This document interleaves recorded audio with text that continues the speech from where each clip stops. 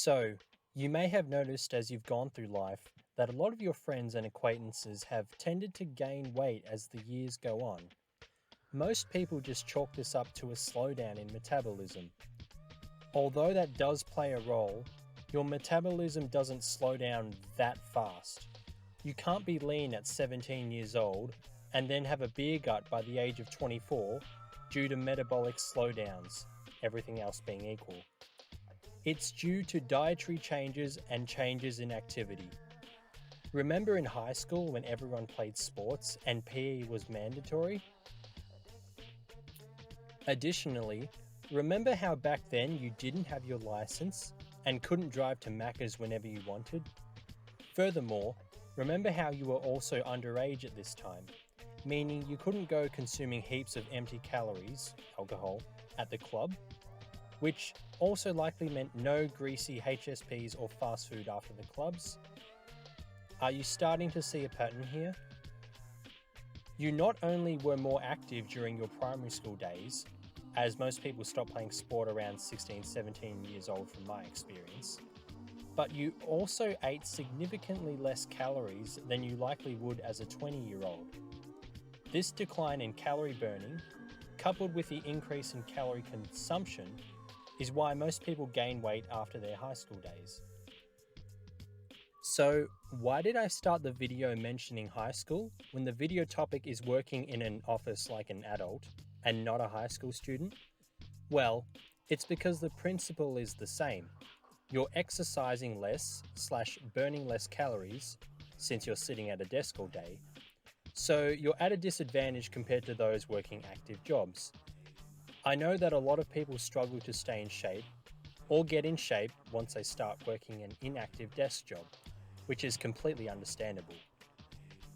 Okay, so where do I start? From the beginning.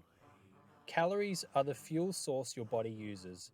If you eat more calories than what your body burns, your body stores this as excess fat. There are about 3,500 calories in 1 pound of fat.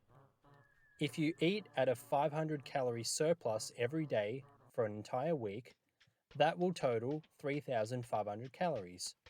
500 calories times 7 days. In this week, you would gain 1 pound of fat. If you eat less calories than what your body burns, then your body will take the extra calories it needs for fuel from your fat storage. As there are 3,500 calories in 1 pound of fat, if you eat 500 calories less than what your body burns each day for an entire week, you would lose 1 pound of fat, as 500 calories less each day times 7 days equals 3,500 calories. There are 3 macronutrients that are included in calories, and these are protein, fats, and carbs. Technically, alcohol is included here, and it contains 7 calories per gram, but we will ignore this for now, as I assume you wouldn't be adding alcohol into a meal plan. At least I hope not, but if you do, suit yourself. There are 4 calories per gram of protein, 4 calories per gram of carbs, and 9 calories per gram of fats. If you ate 150 grams of protein, 50 grams of fat, and 300 grams of carbs in a single day, this equals 2,250 calories for the day. 150 grams of protein times 4 calories per gram equals 600 calories. 300 grams of carbs times 4 calories per gram equals 1,200 calories. 50 grams of fat times 9 calories per gram equals 450 calories. 600 plus 1,200 plus 450 equals 2,250. It's important to note that not all food labels are 100% accurate, and neither are information labels on foods.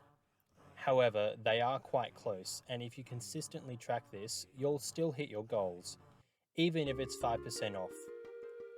If it's 5% off, you'll consistently be 5% off, which is a very minor difference in achieving your goals. Now, you don't have to track calories to lose weight. but it's like being lost in the woods or driving the speed limit. You don't need a map to find your way out of the woods.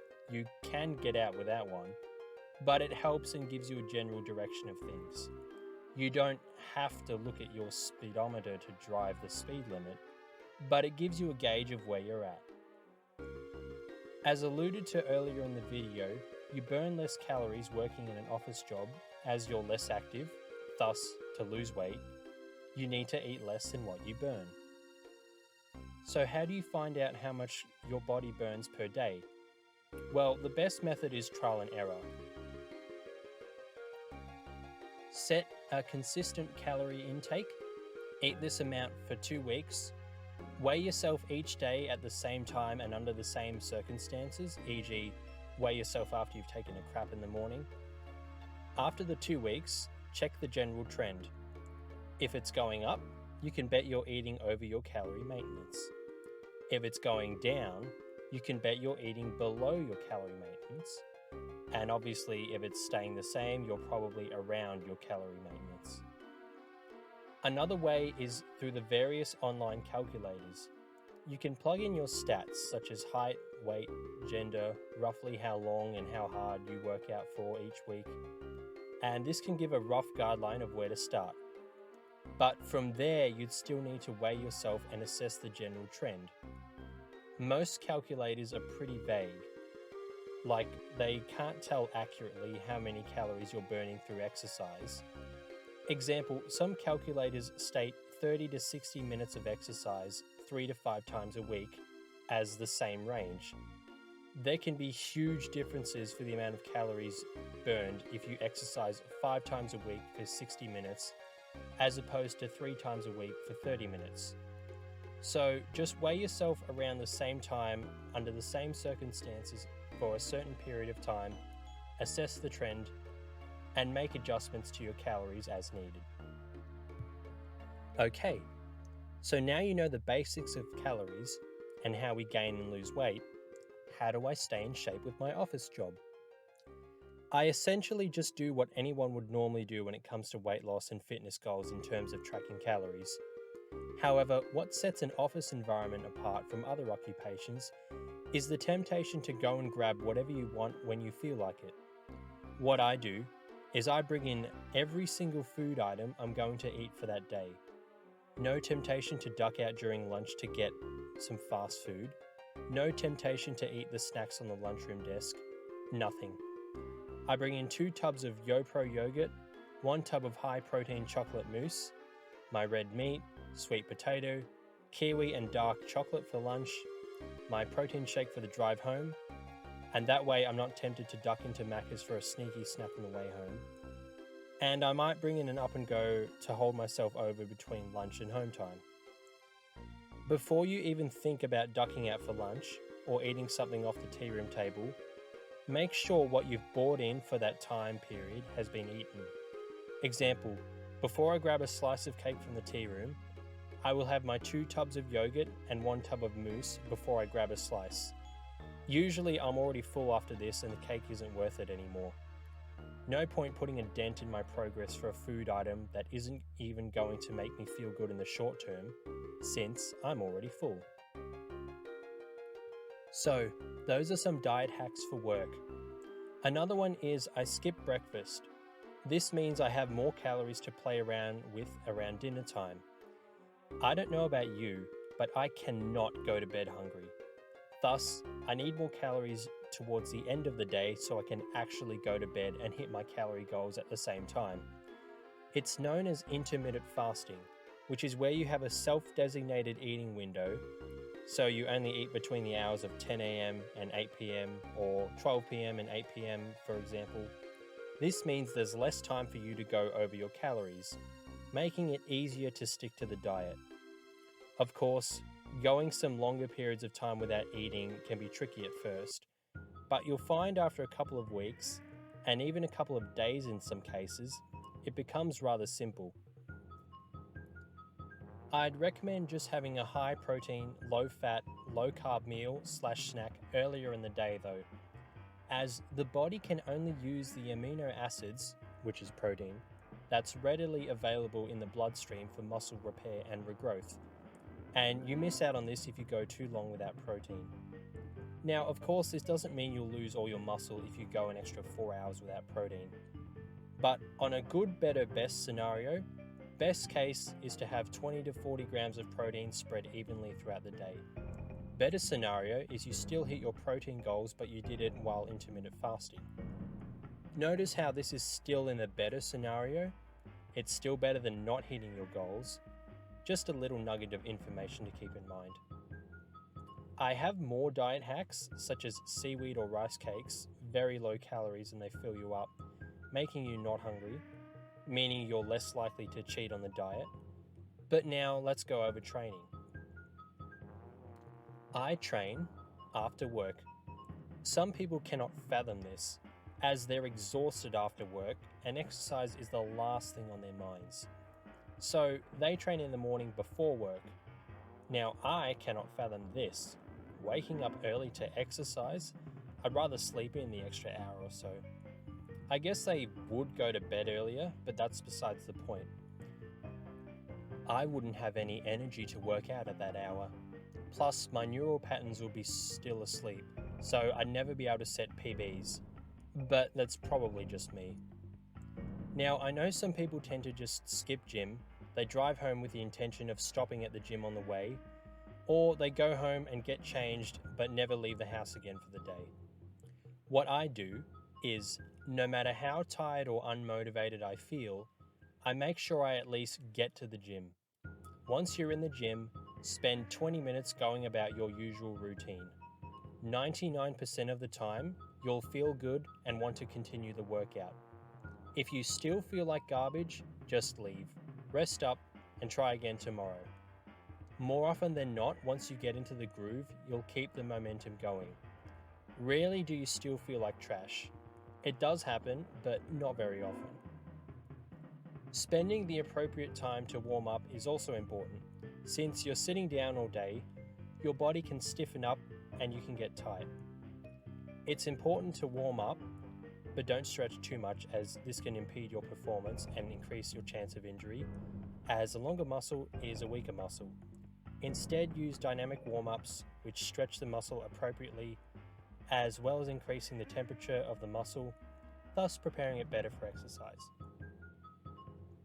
What I do for the upper body is cable abductions with the shoulder, or whatever the movement you're seeing on screen is called.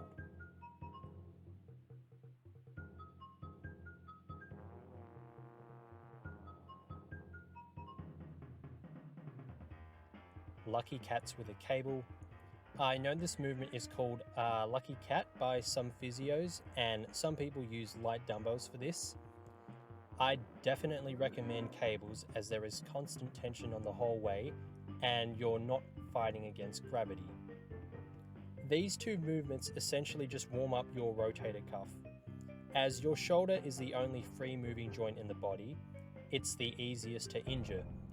Your rotator cuff is integral for shoulder stability and health, so I always make sure I warm it up with these two movements before each upper body day.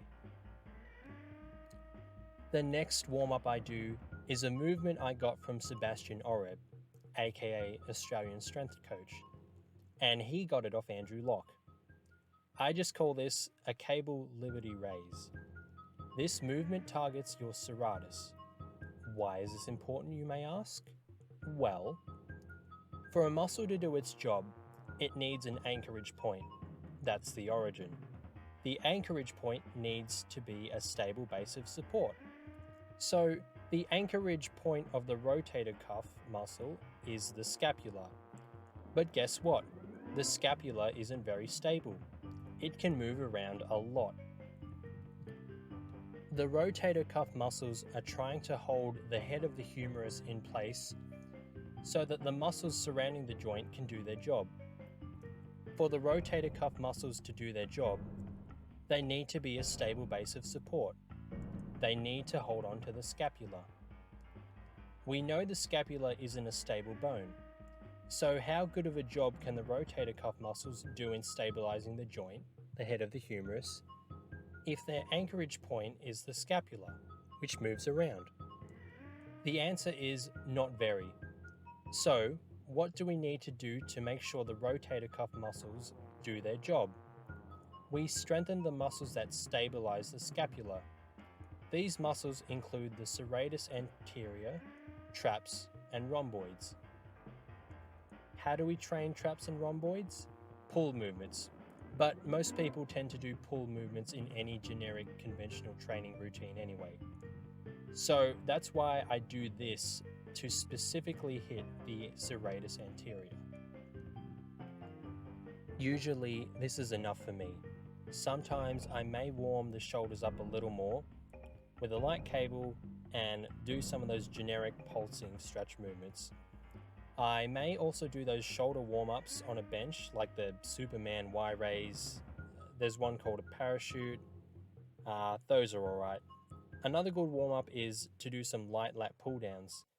The reason being you engage and tighten your lats before benching. I always have bench press as my first exercise in an upper body session. But I usually just stick to what I mentioned before, mainly for the purposes of time. As long as I'm warmed up enough to reduce the risk of injury, I'm good. My workouts are long enough and I spend about 2 hours in the gym per session. I don't need to be in there much longer than that by extending my warm-up times. Now, as for lower body, I'll spend a bit more time warming up for this. I'll perform some myofascial release on my glutes, calves, hamstrings, quads, adductors, and lats. Now, don't foam roll your lower back. It is fine to use a foam roller on the upper back because the shoulder blades and muscles in the upper back will protect the spine. There are no such structures in the lower back that can help to protect your spine from the pressure. If you foam roll on your lower back, the spinal muscles could contract and cause more damage than good, especially if your back pain is caused by a condition in the lumbar spine. When using a foam roller on your lower back, you should stop at the end of the rib cage.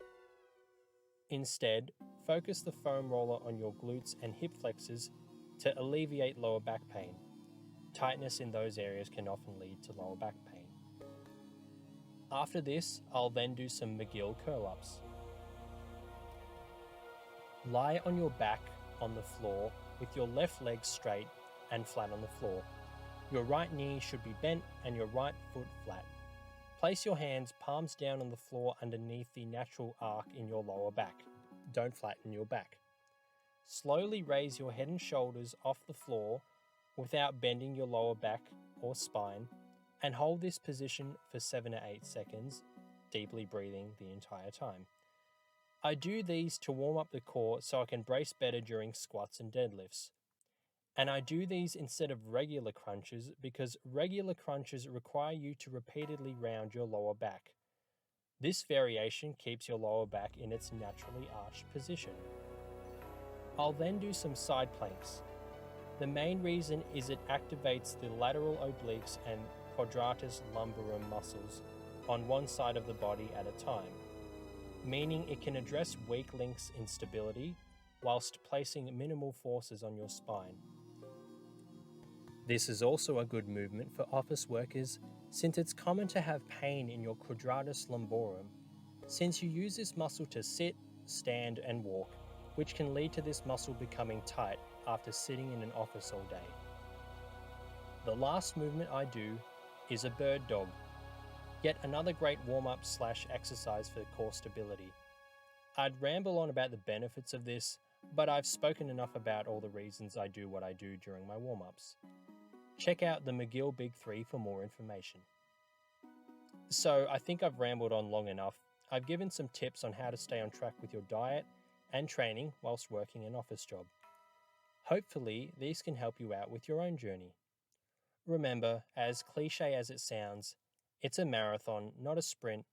Rome wasn't built in a day. Detach your self-worth from your gym. There's more to life than gym. This is critical for your mental well-being whilst you're waiting for the results to show. Hold the course.